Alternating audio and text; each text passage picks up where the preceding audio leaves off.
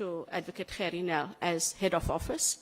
I remained there till the doors closed 6 July 2009. However, in that time, on the 1st of April 2004, I became a Deputy Director of Public Prosecutions, and around about April or May of 2006, I became a Senior Deputy Director of Public Prosecutions, which position I held up until the 28th of February 2022. And I then became the Investigating Director on the 1st of March 2022. In that time, I held various portfolios as a Deputy Director, overseeing prosecutions and investigations in the DSO. I was also at the DPP office and fell under what was called the organized crime component, where we dealt with organized crime matters. And from February 2019 till the end of February 2022, I was the National Coordinator Organized Crime at the Npa'S head office.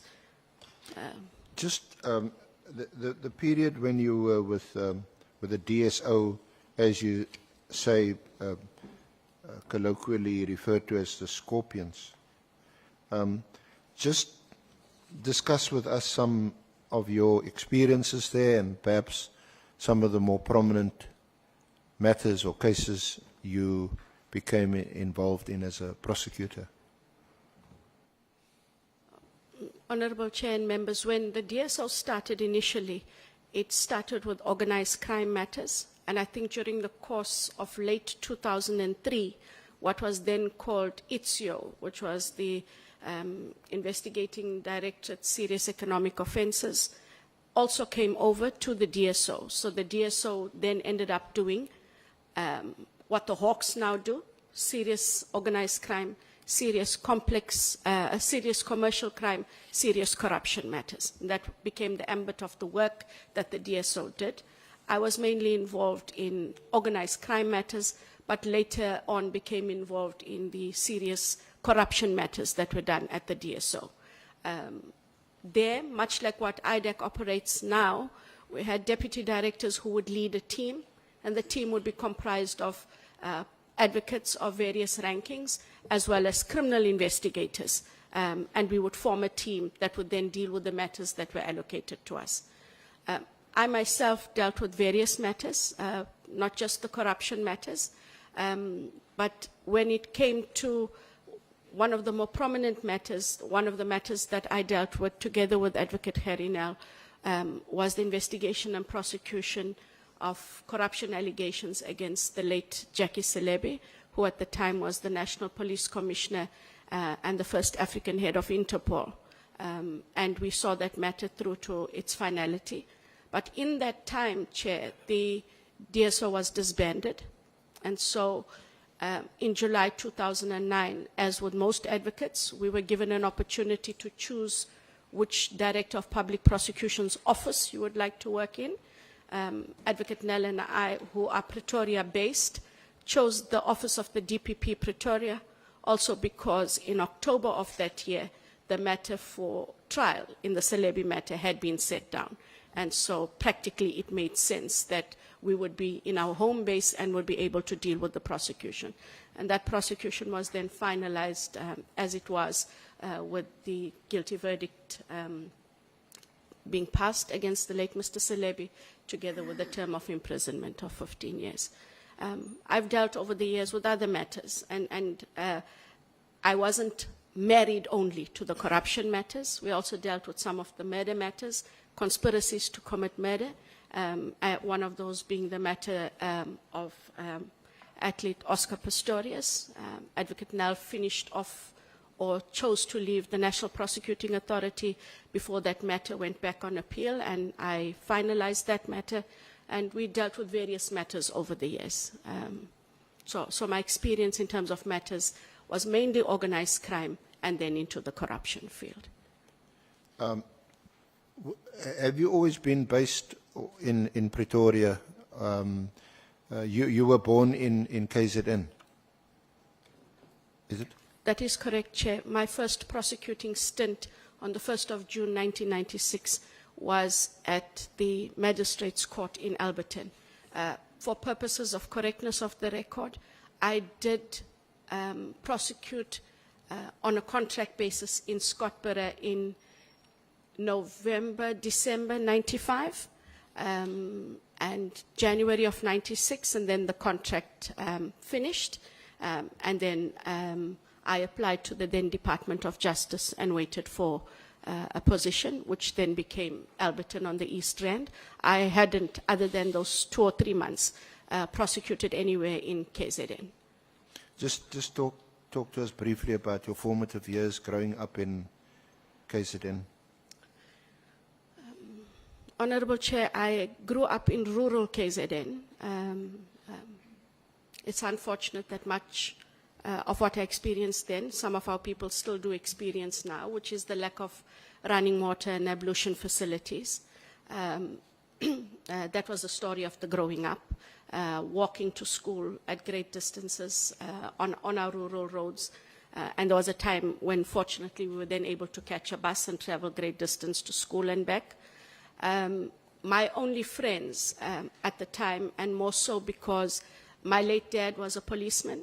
In the apartheid era, us as black families were not allowed to be involved in politics, so there was no talk of politics. I had absolutely no political knowledge. I was not politically savvy at all. But we knew that as black people, we stayed together. So we were the only Indian family in that area, and then we had 3 African families, the Shomayos, Kiliza, the Keles, and those were our best friends. So I grew up playing with my friends, waited for one another when we came from school. I had a favorite meal at the time, which Mam Kiliza used to make, which was samp. I think called them nusho more now. The kids there had favorite meals at our home. We all also, unfortunately, had to walk to a communal area at the police station to collect water. And so myself and my friends would, with our tubs and buckets, get to the communal area, carry buckets and tubs of water on our heads, walk back down, fill up. So I had a very humble, rural upbringing. And those were my friends. That is how we grew up. Unfortunately, though, when we went to school, we went to different schools. But after hours, after school, on weekends, that was us, that was family. And that is how we socialized, and that is really my upbringing. And you also became fluent in isiZulu? Yes, sir, I did. And if you would allow me, Chair, I taught myself to read. And the one thing I had to read, everywhere I went, I saw a sign. And the sign said, Abahamba kulendlela bayoboshwa. And I needed to know what that meant, because coming or being brought up in rural KZN, there were many farmers, and as we walked those paths from school, that was a very prominent sign. I also had to learn Afrikaans because there was this thing with the dog that said, pas op vir die honde. So that was my first self-taught Zulu speaking and reading. But I'm fluent in Zulu because part of the respect was we taught, myself and my siblings taught my friends English, they taught us isiZulu, and that is how I grew up. Also had to learn Afrikaans, of course, because given what it was at the time, our schools were bilingual, and we had to know English and Afrikaans, because if you failed Afrikaans, you also failed the entire exam. Not just if you failed English, you failed the exam. Yeah, I think that was the issue that gave rise to, or one of the issues was the language issue, the compulsory Afrikaans that you had to do, even as a black person. Anyway, so that was a political education, I suppose, on its own. But just fast forward, so you obviously had to move to the urban areas, go to high school or senior secondary school, go to university, and gain those degrees that you Correct, not as urban. I don't know if you call a little one street village an urban area, but yes, I was able to go to high school in a different area, and I then attended the University of Durban-Westville as it was at the time for both my qualifications. Thank you, Advocate Johnson.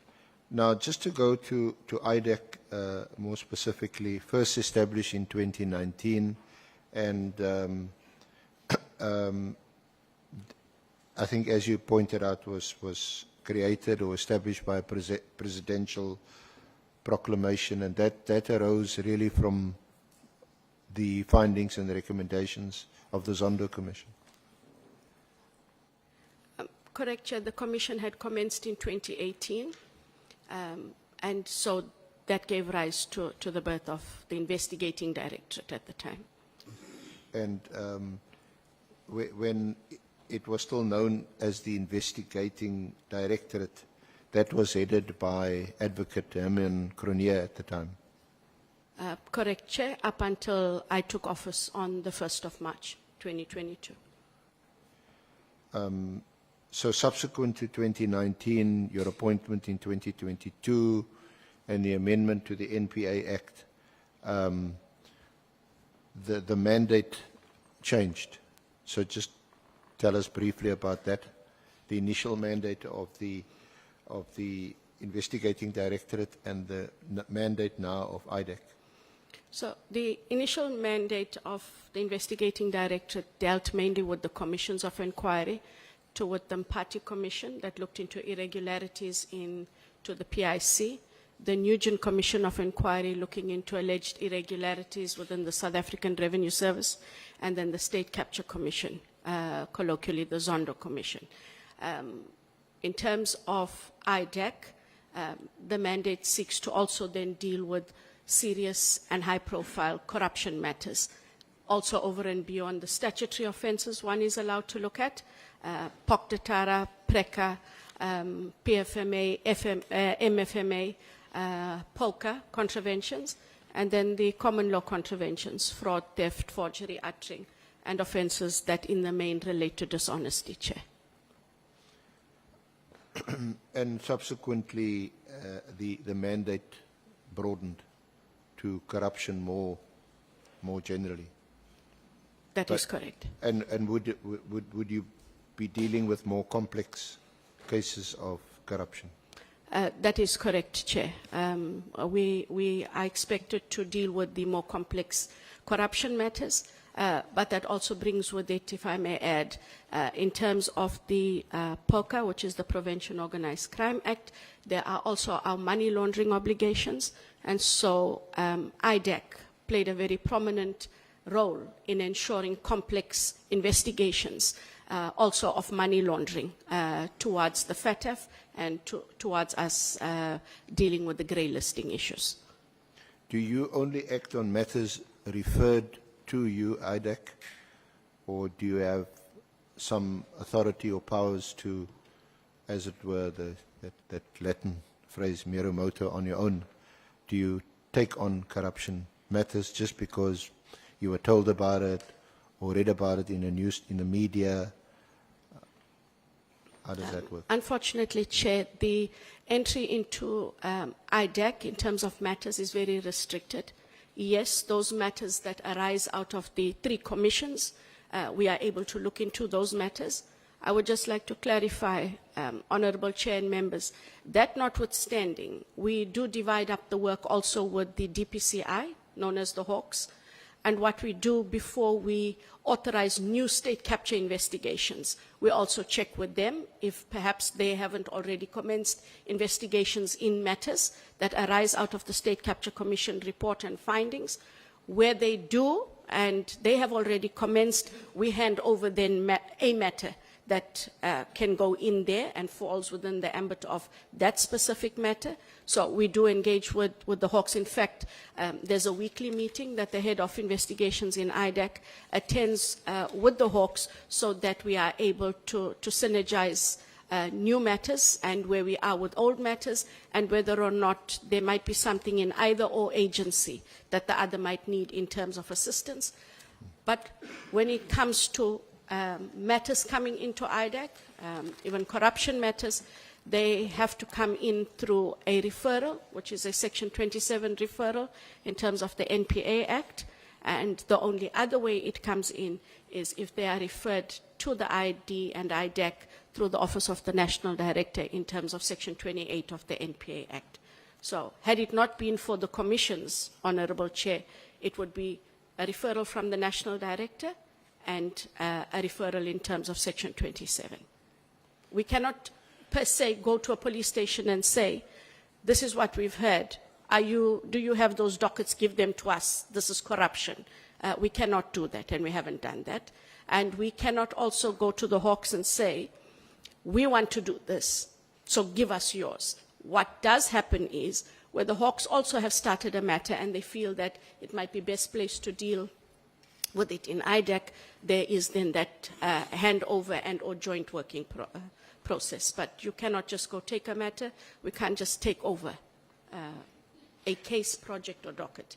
Yeah, I think that explanation is important, and I'm sure will be expanded upon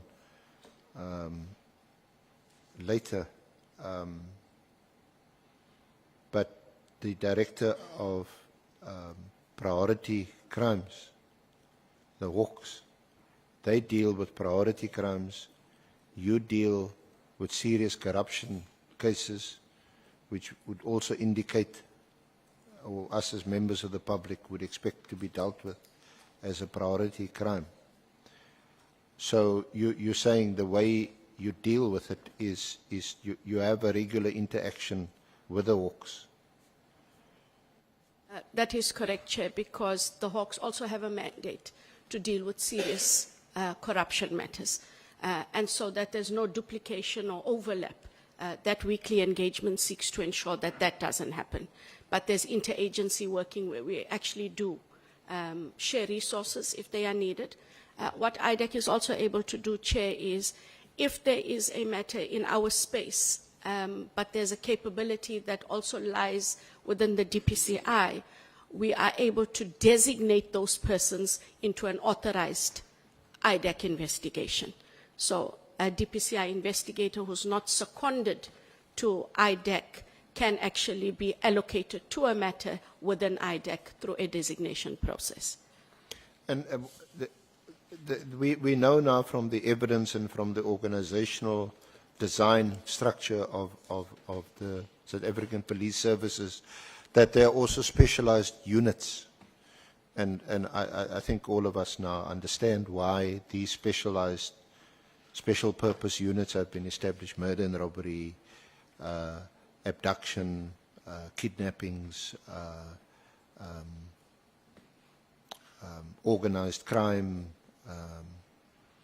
mine killings in the mines, zama-zamas, and a whole host of specialist task teams,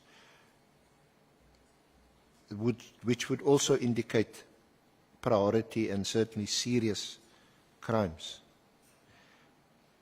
So do you interact at all with those units? And of course, one of those units is the political killings task team unit or task team. Do you interact with those units, or do you act with the National Commissioner and his deputies who are heading those units? To clarify, Chair, in my earlier days as a prosecutor, yes, the specialized task team that I would have engaged with was what was called the SVC, Serious Violent Crime. They mostly dealt with the cash in transit matters, business robberies, and so on. So that was the one specialized unit most of us dealt with. And that would have been the case even throughout my time at head office as National Coordinator Organized Crime. We dealt with the various agencies that dealt with. So within the detectives, for example, as is with the Hawks, they also had specialized teams. They didn't call them task teams, but they had dedicated teams that would work with extortions, dealt with essential infrastructure theft, which was quite an issue. So we worked with teams that dealt with specialized matters. But the only specialized task team I did deal with was the Serious Violent Crime Unit at the time. When I became the head of IDEC, and IDEC itself, we only engaged then in terms of law enforcement in the main with the DPCI, which is the Hawks, with the South African Revenue Services, the Financial Intelligence Center, and we also deal with Treasury when we need to, have engagements with the Auditor General's Office, but we haven't had to work with the PKTT because that has nothing to do with our mandate at all.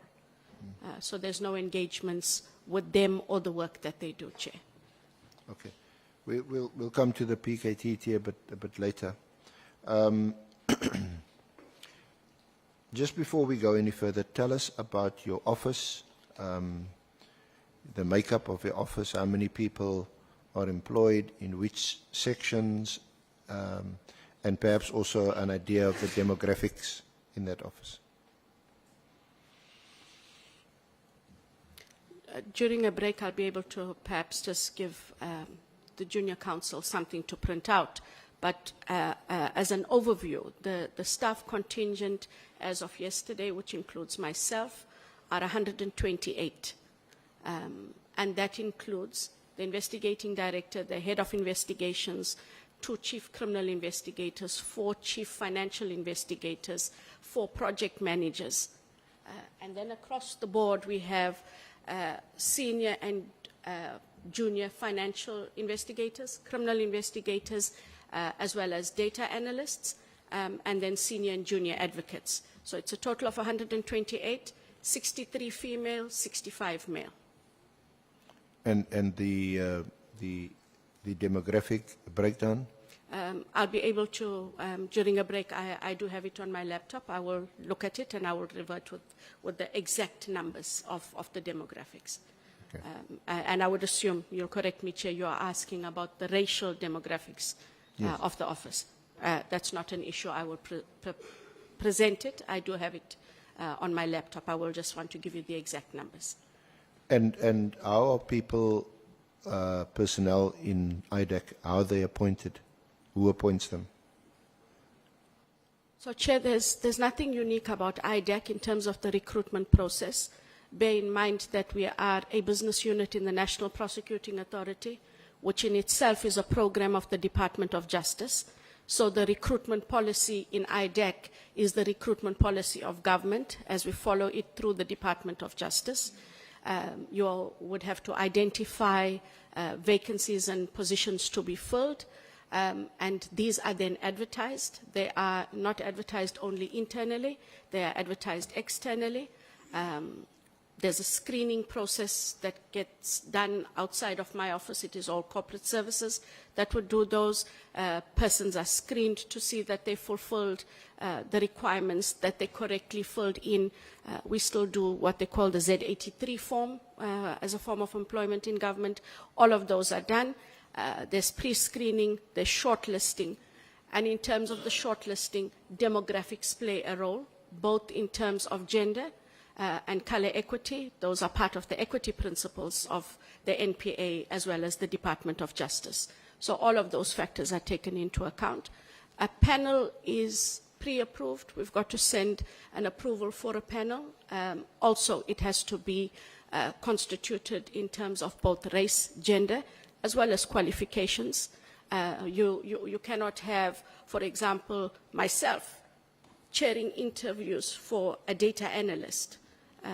I might be out of my depth, but I could chair the interview for an advocate or a deputy director of public prosecutions or the criminal investigators. So we take all of that into account. Our panels are sent through to the NPA's head office, and depending on the level of appointment, some, if not most of those panels also have to be approved in the Office of the Director General of DOJ, as the Director General is the accounting officer of the NPA. And then those panels constitute themselves. Shortlisted candidates are then interviewed, go through a 2-pronged interview process, which has also become part of what government requires. Ordinarily, in these kinds of positions, you just had an interview with panelists asking questions and scoring candidates. But where we have, especially the criminal and financial investigators as well as advocates, we have part 2 of the interview process, where they are either given case theories, scenarios, etc., and they have to then answer those. So there's a written portion, and also a question that seeks to determine their level of ethics and integrity in the way they engage with the question. So it's not a different recruitment process. It is a recruitment process that's followed by the department. Do you, from time to time, chair some of these panels? Honourable Chair and members, yes, I have. I have chaired panels for Deputy Directors of Public Prosecutions. I have chaired the panel for Chief Criminal Investigators, Chief Financial Investigators. I think that's, could have been the head of investigations, but I think that is it. I might have assisted where, oh yes, I do recall, I think late last year, ordinarily when you do the positions for state advocate or senior state advocate, we usually have a deputy director of public prosecutions chair.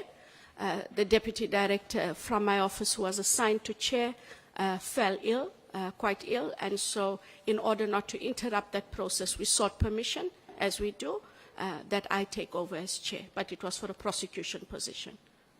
Now, your husband is also employed in IDEC?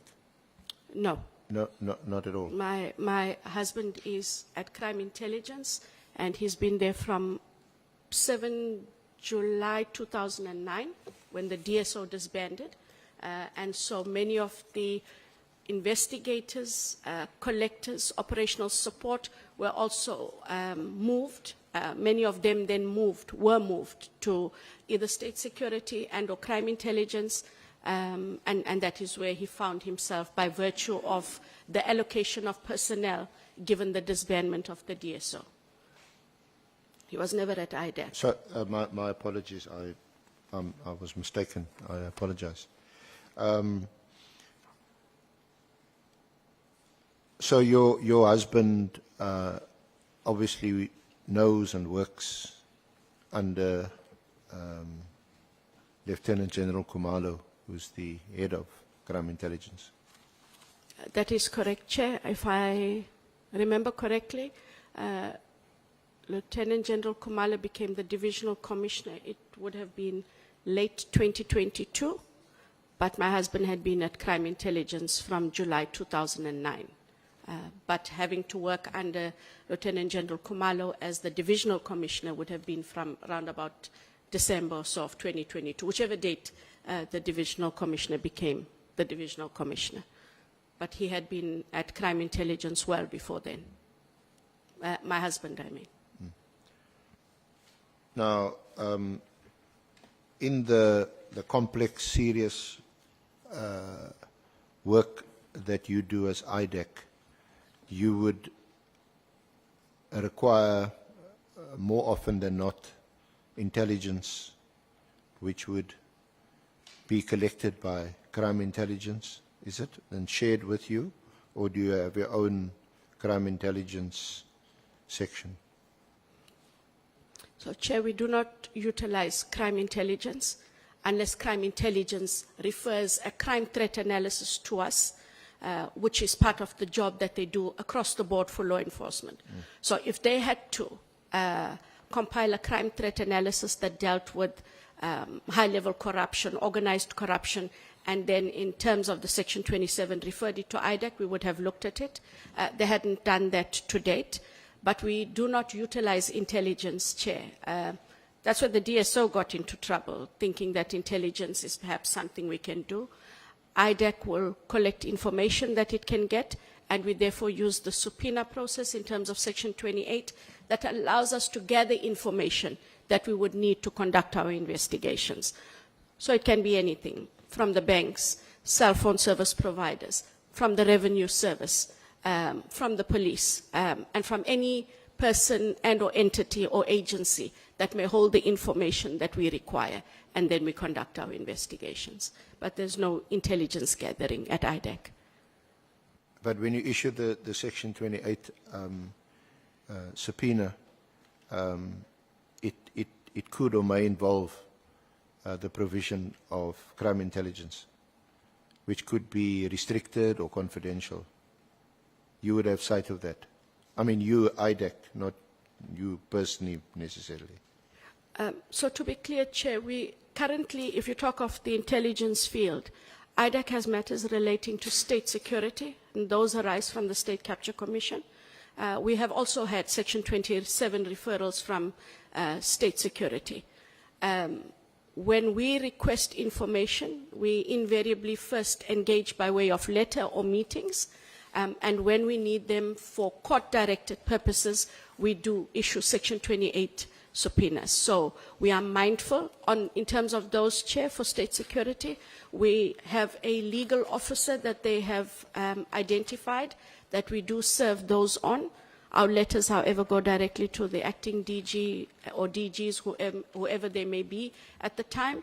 When we sought information from crime intelligence, the first time that we did seek such information was with regards the Section 27 referral from Mr. Adams, but that information we then subpoenaed the National Commissioner, given the sensitive nature of documents and information in crime intelligence.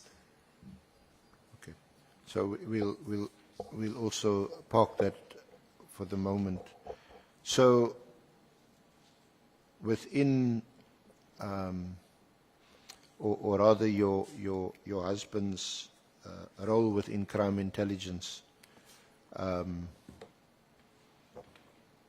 there's some allegations, not confirmed by any concrete evidence, that you do or might share information which only he is privy to with you in your role as head of IDEC. What would your response be to such an allegation? Absolutely not. And I know that for some, it might be, you got to be kidding, girl. It really is. I really hold my oath of office and integrity very important. In fact, when I was to take up the position as the head of IDEC, it became a reality that in terms of corruption matters, at that time when I took office, there were already corruption matters being investigated by the investigating directorate into criminal allegations, corruption allegations of Saps. My husband was very mindful. We had a conversation about do what you need to do. That's always been how it has been. I don't need information from Mr. Johnson. Mr. Johnson doesn't have information to give. I wouldn't ask him for information. Pillow talk gets people killed. That's something we've never done. And that has just been it. And I know that, Honorable Chair and members, it might sound like such a glib answer. It's the true answer. If that is how you operate, you do not have to worry about a comeback. I am aware of the allegations. I think it's natural human nature for people to think that their 1 + 1 makes 2. Unfortunately, in this instance, it does not. We did not ask Mr. Johnson for any information. He didn't share any information. He won't share any information. And just to be clear, even as I sit here, if my husband is not at the crime intelligence head office, in all of the more than 20 years that I'm married to him, and in all the time that he's been at crime intelligence, I do not know where his office is. It's not my business. So it sounds simple. It is simple. And we've kept it simple. Thank you. Just discuss, just briefly, your mandate. So, Chair, we have set out the mandate. Yeah, it's from paragraph 20 onwards. So yes. just summarize it. But in summary, the mandate of IDEC, Honourable Chair and members, is as set out in Section 71A of the National Prosecuting Authority Act. It is, as I indicated earlier, it relates to serious, high-profile, complex corruption matters. But it also deals with commercial or financial crime cases. These could arise from the commissions, Npa'S, Nugent, and Zondo. Also matters referred to by the National Director in terms of Section 28(1)B, and then the Section 27 referrals. And then, like I also indicated earlier, we can also look at common law offences, fraud, theft, forgery, uttering, and any offence relating to dishonesty. And then there's quite a few statutory offences, PRECA, POCA, POCTATARA, PFMA, MFMA. So in the main, that would be it. And like I also said earlier, Chair, we also are obligated to deal with the FATF requirements, which therefore deal with the money laundering provisions, which find themselves in the Prevention of Organised Crime Act. You, at paragraph 23, you deemed it prudent to deal with an allegation made by former Minister Cele that there was no or is no oversight mechanism for IDEC. That is correct, Chair. I did hear that the then Minister indicated that the DPCI has a judge, and the police have IPID, and IDEC has nothing.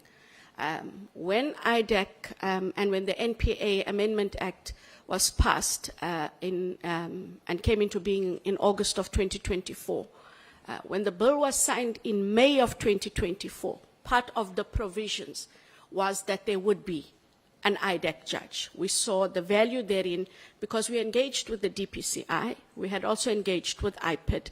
This is also something, now that I think about it, before the bill was passed, the DPCI, Saps, and IDEC, or the ID at the time, had to engage. Then Minister Cele chaired the meeting.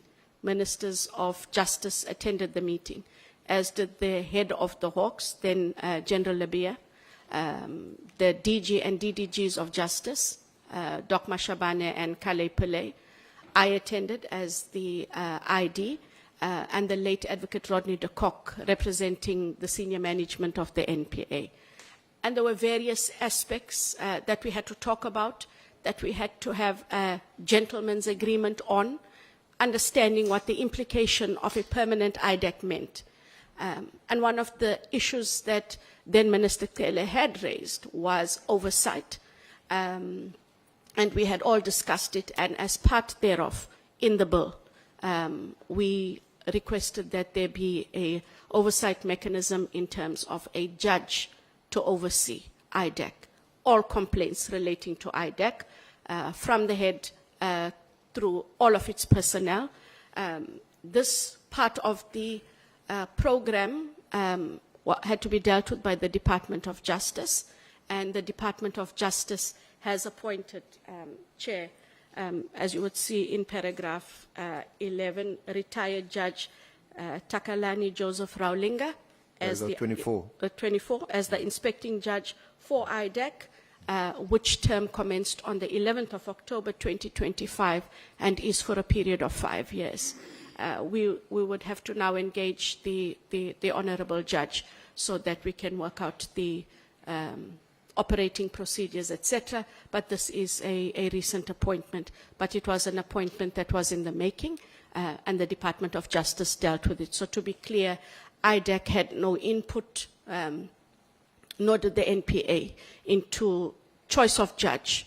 The legislative provisions asked for a judge to be appointed, and that falls within the ambit of our minister, and she has duly made that appointment. So, and that's quite a recent appointment. That is correct, although it formed part of the legislation that came into effect on the 19th of August 2024. And if I may, whilst this process was being dealt with by the Department of Justice, if there were any allegations against any members of IDEC, they would be dealt with. If there were criminal allegations, they are dealt with as the other allegations against NPA employees are dealt with. They go to the police for investigation. If there were issues that related to security of data, state security would become involved, and where there were issues of misconduct, the NPA has within its ambit also of HR, a unit that deals with discipline issues, and there's also the Office of Ethics and Integrity, where complaints could also have been made, just so that we do not create an impression that there was a lacuna in terms of dealing with issues of criminality and or misconduct whilst one waited for the appointment of the judge. Does the terms of reference or the mandate of the judge, does it also deal with complaints against IDEC or any of its members, like a sort of an ombud kind of role? It would operate exactly like the DPCI judge. Any and all complaints, be they from the public and or internally, and that is how we see it would operate. When would you? Yes, may we please take Honorable Ngola. Thank you very much, Chair. Chair, I think the evidence leader did not complete. Let me welcome you to the meeting. Thank you so much. Good morning. You can go ahead. Thank you, Chair. I'm happy to be back. I think the evidence leader did not complete the oversight mechanism question. IDEC is established in 2019. The oversight mechanism is discussed in 2024. The inspectorate judge is appointed on the 11th of October 2025, which is less than 30 days ago. Now, from 2019 to up to date, how have IDEC been being oversighted? Where did they report? And all that. I think that's the part that is, I think it's incomplete. Thank you, Chair. Honorable Ngola, it's much like what I indicated, that in the time that we waited for the appointment of the judge, we worked as is with all the matters within the NPA. Where there are discipline matters, they are dealt with in the disciplinary process. Where it was an issue that related to a presidential appointment, those matters are escalated as they should be to the office of the president, but there aren't any that I'm made aware of. Where there were criminal allegations, dockets are opened and those would be investigated. And where there might be allegations of compromise of data and information security, we have in the NPA the Risk and Security Division, who work very closely with state security, and those issues would have been or had to have been escalated there. So that is how it did work. But in terms of matters that I became aware of when I started as the head of IDEC, or ID in March 2022, we have had disciplinary issues where we've had allegations that arose against, for example, we had an advocate that joined us, but the allegations of corruption and criminality arose from his work at the office of the DPP. However, we dealt with it because we became aware of it. A disciplinary hearing was conducted. The employee was dismissed, and I know that the criminal matter continued in court. I'm not sure how far that matter went, but that was the course of how things were dealt with, Honorable Chair. Honorable Malim. Thank you very much, Chair. What is an oversight?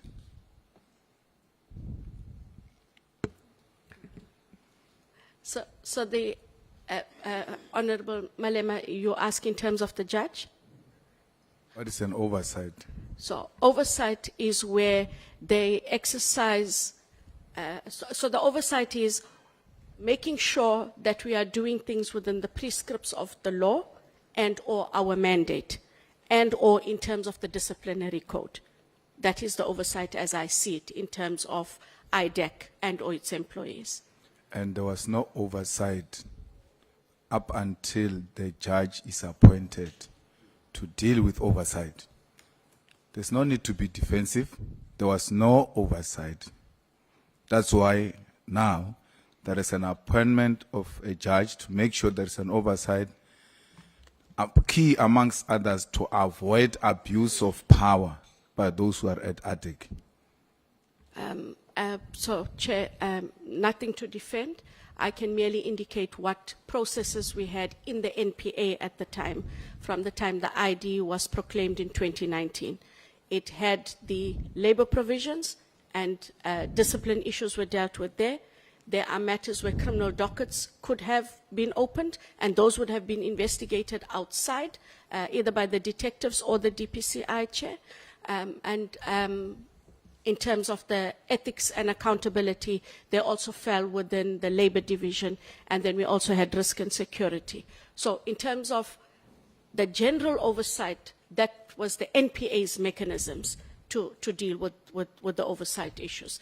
In terms of mandate, Honorable Malema, I'm sure that there would have been criminal allegations that could have been laid by anyone who was aggrieved and felt that IDEC had acted, or the ID acted outside of its mandate, but there wasn't a judge. I do agree with you.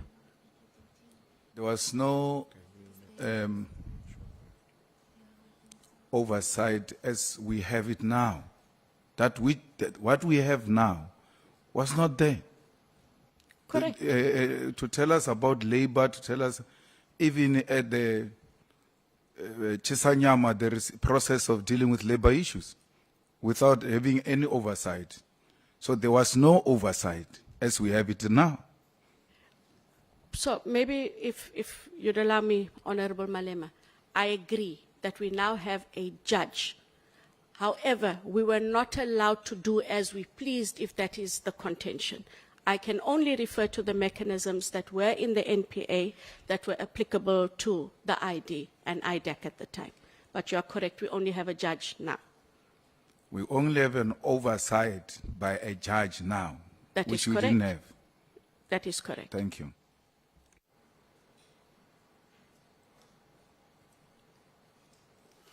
Yes. Honorable Ngola, you're fine. No, Chair, we're not. And I take a particular interest in this matter because I'm the chairperson. of- Honorable Malema, are you satisfied? Okay. You still want to pursue it, Honorable Ngola? Yes, Chair. Maybe to put it differently, I'm failing to understand what Advocate Johnson is trying to brief us on. Oversight. The point is, where did IDEC report between 2019 and October 2025? It's about close to 6 years now. What was the oversight mechanism in place at that particular time? Let's do it this way. Advocate Johnson, the first question is, where did you report between 2019 and October 2025? Honorable Chair and members, the accountability for IDEC, the head of IDEC reports to the National Director in terms of its work and in terms of that oversight, if we want to use that word. So the accountability mechanism for IDEC at the time is in the Office of the National Director. Next question. I'm fine, Chair. We'll pursue it further later. Okay, thank you so much. SC, you may proceed. Thank you so much. In the short period that Judge Raulinga has been in office, has been appointed, has he received any complaints? And if so, what are the nature of these complaints? None that we've been made aware of, Chair.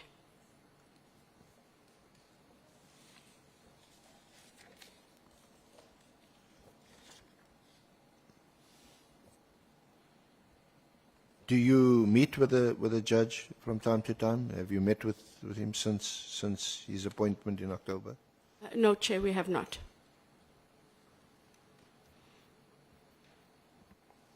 Is the public aware of his appointment and where to direct any complaints?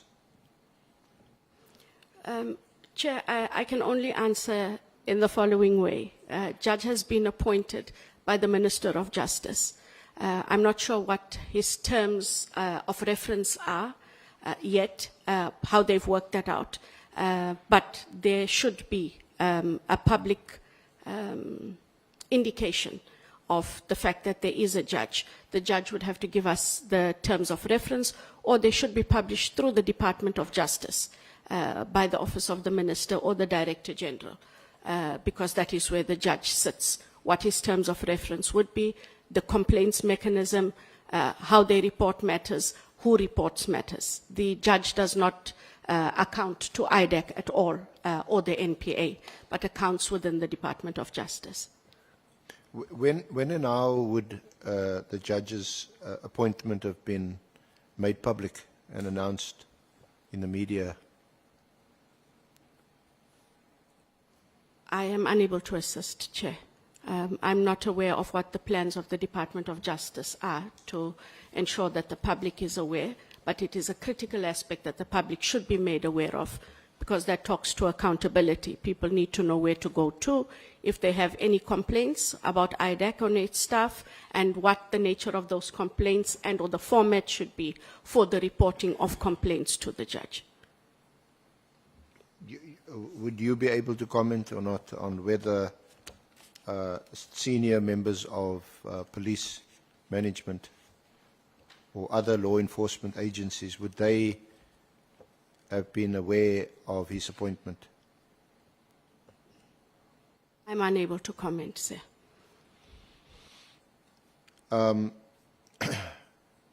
Can we just deal briefly with your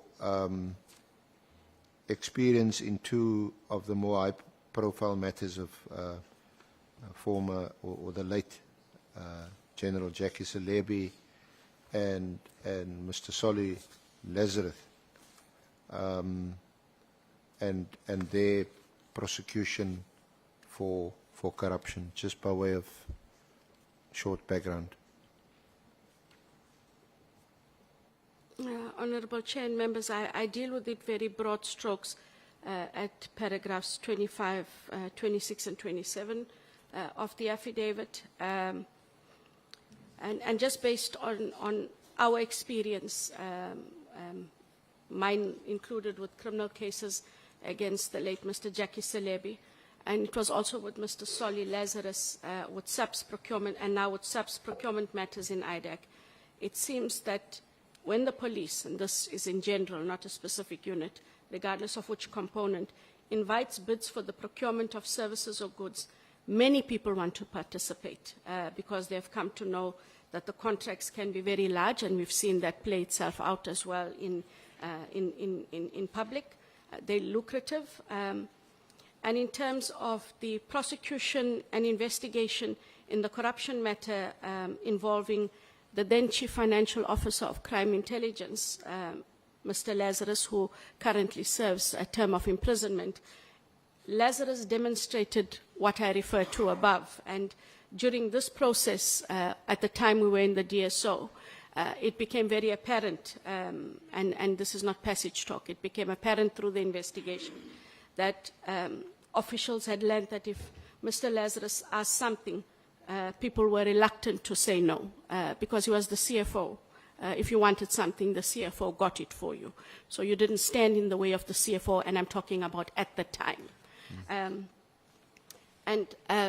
That specific CFO and others came up with several schemes to ensure gratification to and from parties relevant to the entire procurement and acquisition process. As an example, in one of the main charges against the then CFO, Mr. Lazarus, was they procured vehicles, covert vehicles, and vehicles for crime intelligence. And part of that was him ensuring that his kickback was getting vehicles, one of which he got for his daughter, for which he was charged, and one of which he got for his family members. So there wasn't procurement for procurement and procurement for services for its officials to be able to do the work. At that time, in that specific instance, there was always, what can I get out of it? And those were the instances that we were able to actively pick up in relation to Mr. Lazarus.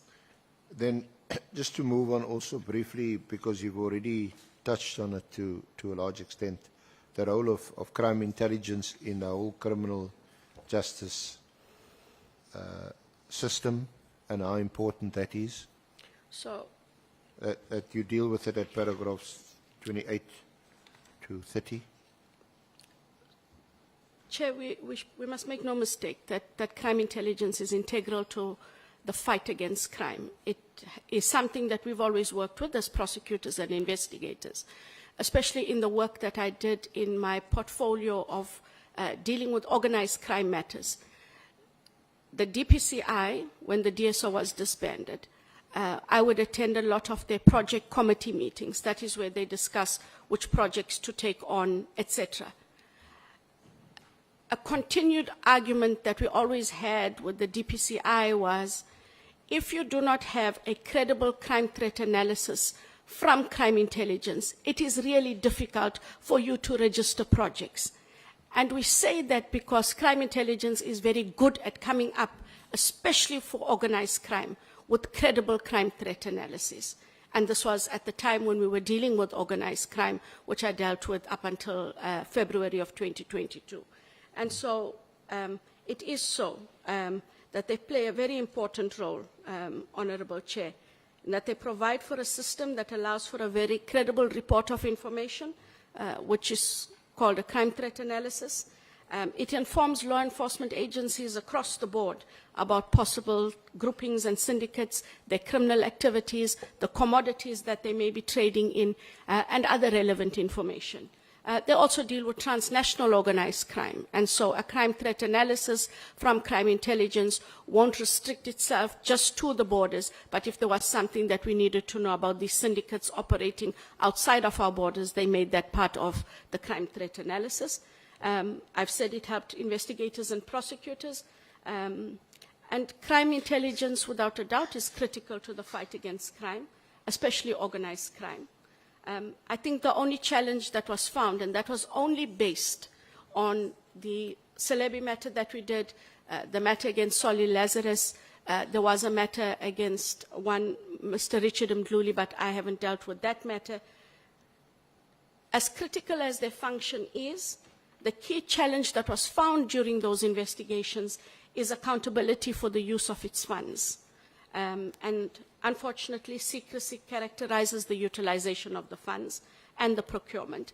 And like I say, Honorable Chair, this was encountered since the time of the Celebi investigation, and we found that fast forward into the Lazarus and the Mdluli era. So I think out of all of this, one hopes that even with this committee, that one finds a balance between their mandate, how it's executed, protecting its COVID mandate, but still that there be accountability for its funding and funding mechanism. And the reason for that, Chair, is not because we need to know about their money. It helps ensure the accountability mechanism, and so that there's no abuse of funds within that system, whether it is for personal gain or otherwise. Thank you. Can we just move to Lieutenant General Mkhwanazi? Do you know him? How well do you know him? I guess well is relative, but I've known him for a long time in terms of knowing of him. But in March of 2020, and for about a period of 3 months, I got to work every day with Lieutenant General Mkhwanazi. It was during the period of COVID. He chaired what was called the National Core Command Group, which was a group of generals from the various police components. There were people from the Department of Health. I represented the NPA, etc. And what would happen there, Honorable Chair and members, is when regulations came out, we would have to sit together to see how they would be operationalized, the kind of standing orders Saps would send, and the kind of provisions we would have to send to the prosecutors for the prosecution and investigation of certain matters. So he chaired that meeting. We saw him every day. It was very seldom that General Mkhwanazi did not chair the meeting. It was the odd occasion. But he was there. He's very boots on the ground, committed individual. So I've worked with him in that environment. I came to know of him being the acting National Police Commissioner, but Honorable Chair and members, we didn't engage on that platform. And now in my time as in IDEC, we did engage with General Mkhwanazi. In my time as IDEC, when these investigations of the matters that were referred to IDEC by Mr. Adams, out of habit, what one does is when investigators go into a province and they are going to see police personnel, you will inform the police commissioner, provincial commissioner, as do prosecutors when they appear in a jurisdiction of a director of public prosecutions. So investigators would inform General Mkhwanazi that they were in his province, that they were seeing police officials as potential witnesses. They also, one of the investigators also engaged him, Honorable Chair and members, when we needed issues of clarity. And that is as far as the engagement goes.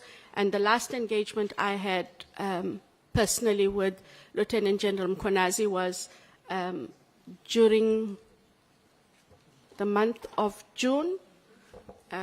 He had called and I was away for work and unable to take the call. When I called back, he said, not urgent, we'll talk when you get back. I guess we both got busy. General then did speak to me on the 2nd of July. And on the 2nd of July, it is when the General indicated that he wanted me to talk to somebody about an issue.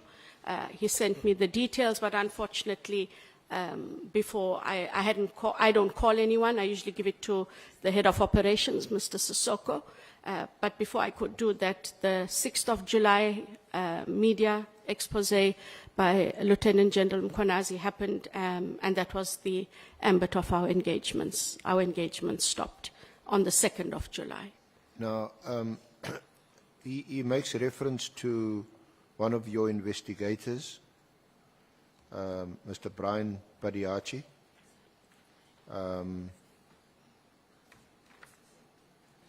Can you tell us a bit about that? Or let me just put to you two allegations made by Lieutenant General Mkhwanazi in his affidavit. He says a further condition is that if the accused required anything related to their work, it could only be obtained through the intervention of the investigating officer. This is in relation to Lieutenant General Kumalo, Senior Investigator Brian Padiachi of IDEC, and then later on he says, having regard to the sensitive nature of Lieutenant General Kumalo's role, a condition empowering Mr. Padiachi to have any access to crime intelligence information is unwarranted. It compromises state security. Lieutenant General Kumalo has applied for the bail conditions to be amended, but the hearing of this application to amend has been postponed on numerous occasions. So just in relation to, we're going to deal with Lieutenant General Kumalo's arrest and the charges against him. Yeah.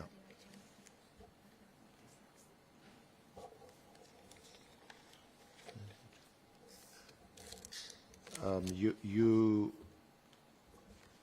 deal with it from paragraph 56 onwards, allegations against Mr. Brian Padiachi.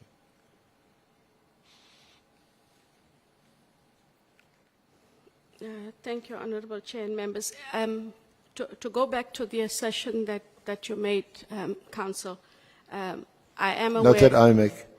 That General Mkhwanazi makes that you've put to me. The assertion being that Mr. Padiachi would have and be allowed to have access to CI and documents, it is, I think it's incorrectly interpreted. That condition dealt with, and mainly because we have witnesses at crime intelligence, and those witnesses had indicated that they had been intimidated and victimized.